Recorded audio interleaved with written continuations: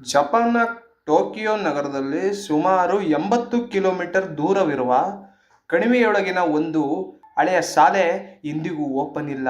ಆದರೆ ಜನರು ಅದರ ಹತ್ತಿರ ಹೋಗುವುದಕ್ಕೆ ಹೆದರುತ್ತಾರೆ. ಈ ಶಾಲೆಯ ಒಂದು ಕೊಠಡಿ ರೂಮ್ ಸಿ ಹಾಂಟೆಡ್ ಎಂದು ಸ್ಥಳೀಯರು ನಂಬುತ್ತಾರೆ. ಅವರಿಗೆ ಅದು ಸೈಲೆಂಟ್ ರೂಮ್ ಎಂಬ ಹೆಸರಿನಿಂದ ಪರಿಚಯವಾಗಿದೆ. 1900ರ ದಶಕದಲ್ಲಿ ಆರಂಭದಲ್ಲಿ ಈ ಶಾಲೆಯಲ್ಲಿ ಸ್ಟ್ರೇಂಜ್ ಅಕ್ಯುರೆನ್ಸ್ ಪ್ರಾರಂಭವಾಗಿತ್ತು. Room number 3C strange sounds, door slam, ಮಕ್ಕಳ ಕಿರುಚಾಟದ ಶಬ್ದಗಳು ಕೇಳಿಸುತ್ತಿದ್ದಂತೆ. ಶಿಕ್ಷಕರು ಮೊದಲಿಗೆ ಅವರ ಊಹೆ ಅಂತ ತಿಳ್ಕೊಂಡಿದ್ರು. 1995ರಲ್ಲಿ ಮಳೆಗಾಲದ ರಜೆಯ ವೇಳೆಯಲ್ಲಿ 3 ಮಕ್ಕಳು ಆಟವಾಡುತ್ತಾ ರೂಮ್ ಸಿಗೆ ಹೋದರು. ಆ ದಿನದಿಂದ ಅವರು ಕಾಣೆಯಾದರು. ತೀವ್ರ ಹುಡುಕಾಟದ ನಂತರ 1 ವಾರದ ನಂತರ ಅವರನ್ನು ಶಾಲೆಯ ಬಾತ್ರೂಮ್ನಲ್ಲಿ ಅಪಸ್ಮಾರ ಸ್ಥಿತಿಯಲ್ಲಿ ಕಂಡುಹಿಡಿಯಲಾಗಿತ್ತು. ಮಕ್ಕಳಿಗೆ ಮಾತು ಬರದ ಸ್ಥಿತಿಯಲ್ಲಿದ್ದರು. ಒಬ್ಬ ಹುಡುಗ ಕೇವಲ ಒಂದೇ ಮಾತನ್ನು ಆಡ್ತಿದ್ದ, ಅವಳು ನನ್ನ ನೋಡುತ್ತಿದ್ದಾಳೆ ಅಂತ. 2001ರಲ್ಲಿ ಪ್ಯಾರಾನಾರ್ಮಲ್ ರಿಸರ್ಚ್ ಇಂಟ್ರೆಸ್ಟ್ ಹೊಂದಿದ್ದ ಯೂಟ್ಯೂಬ್ಗಳೊಂದು ತಂಡ ಶಾಲೆಗೆ ಪರ್ಮಿಷನ್ ಪಡೆದು ಪ್ರವೇಶಿಸಿತು. ತಾವು ಅದರೊಳಗೆ ಇರುವಾಗ ಅವರನ್ನು ಸ್ಟ್ರೇಂಜ್ ಡಿಸ್ಟರ್ಬೆನ್ಸ್, ಕೋಲ್ಡ್ ಸ್ಪಾಟ್ ಮತ್ತು ರೆಕಾರ್ಡ್ ಗ್ಲಿಚ್ ಆಗುತ್ತಿತ್ತು ಅಂತ ಹೇಳಿಕೊಂಡಿದ್ದಾರೆ. ಅವರಲ್ಲಿ ಒಬ್ಬನು ಬಾಗಿಲು ಮುಚ್ಚಿದಂತೆ ಕಂಡರು, ಆದರೆ ಇನ್ನೊಬ್ಬರು ಟೀಚರ್ನ ಸ್ಕೆಲಿಟನ್ಗೆ ನೆನೆಸಿದಂತೆ ಕಾಣಿಸಿತು. ಆದರೆ ಶಾಲೆಯಲ್ಲಿ ಯಾರೂ ಇರಲಿಲ್ಲ. ಈ ತಂಡದ ನಾಯಕ 1 ವರ್ಷದೊಳಗೆ ಬಿಟ್ಟು ಬಿಡದಂತೆ ಮಡುಪಾದರು. ಕೆಲವು ತಿಂಗಳಲ್ಲಿ ನಂತರ ಆತ್ಮಹತ್ಯೆಗೆ ಶರಣಾಗ್ತಾರೆ. ಈ ಶಾಲೆ ಇಂದಿಗೂ ಸಾರ್ವಜನಿಕ ಪ್ರವೇಶಕ್ಕೆ ಮುಚ್ಚಲ್ಪಟ್ಟಿದೆ.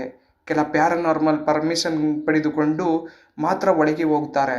ಆದರೆ ರೂಮ್ ನಂಬರ್ ಸಿ ಇಂದಿಗೂ ಲಾಕ್ ಮಾಡಲಾಗಿದೆ. ಒಮ್ಮೆ ಒಳಗೆ ಹೋಗಿದವರು ಮುಂದೆ ಯಾವುದು ಕಾಂಟ್ಯಾಕ್ಟ್ ಅವೈಲಬಲ್ ಇರೋದಿಲ್ಲ ಅಂತ ದೂರವಾಗಿ ಬಿಟ್ಟಿದ್ದಾರೆ. ಅವರ ಮೇಲೆ ಏನಾಯಿತು ಎಂಬುದನ್ನು ಯಾರಿಗೂ ತಿಳಿದಿಲ್ಲ. ಇದೇ ರೀತಿ ಇನ್ನೊಂದು ಕತೆ ನಿಮಗೆ ಹೇಳ್ತೀನಿ ಕೇಳಿ. ಇಟಲಿಯ ಟಸ್ಕನಿ ಪ್ರದೇಶದ ಒಂದು ಪ್ರಾಚೀನ ಹಳ್ಳಿ ಸ್ಯಾನ್ ಗಿಸ್ಟೋ.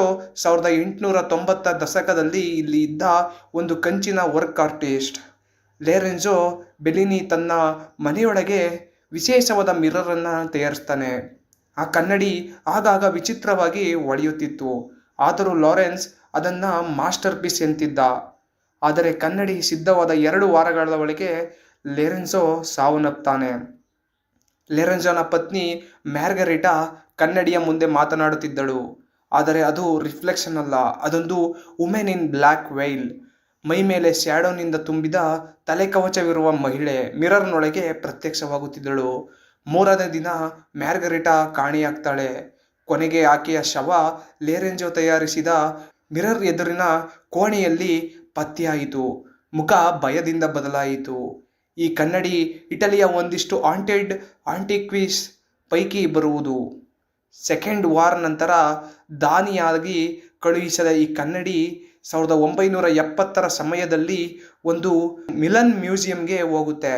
ಅದೇ ರಾತ್ರಿ ಸ್ತಂಭವಾಗುತ್ತಿದ್ದಾಗ ಮಿರರ್ನ ಒಳಗೆ ಸ್ಕ್ವಿಟೆಟ್ಟಿ ಕಂಡಿರುವ ಬಗ್ಗೆ 4 ಮಂದಿ ಕೀಪರ್ ವರದಿ ಮಾಡ್ತಾರೆ. ಕೆಲವರು ಮಹಿಳೆ ನಗುತ್ತಿರುವುದು ಎಂದು ಹೇಳಿದರು. ಕೆಲವರು ಮಿರರ್ ಒಳಗಿನ ನನ್ನ ಕಣ್ಣುಗಳನ್ನು ಹಿಂಡುತ್ತಿದ್ದಳು ಅಂತ ಹೇಳ್ತಾರೆ. ಈ ಮಿರರ್ ಇತ್ತೀಚೆಗೆ ಒಂದು ಯುರೋಪಿಯನ್ ಪ್ರೈವೇಟ್ ಕಲೆಕ್ಟರ್ ಹತ್ತಿರ ಇದೆ.